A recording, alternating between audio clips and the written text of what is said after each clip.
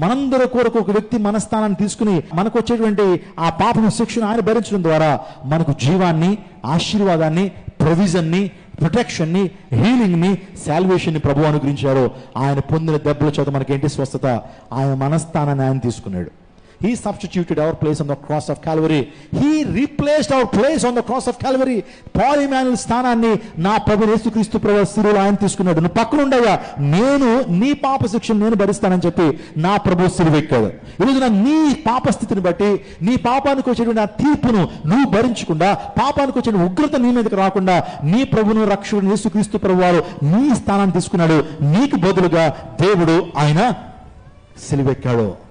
Is a good exchanger.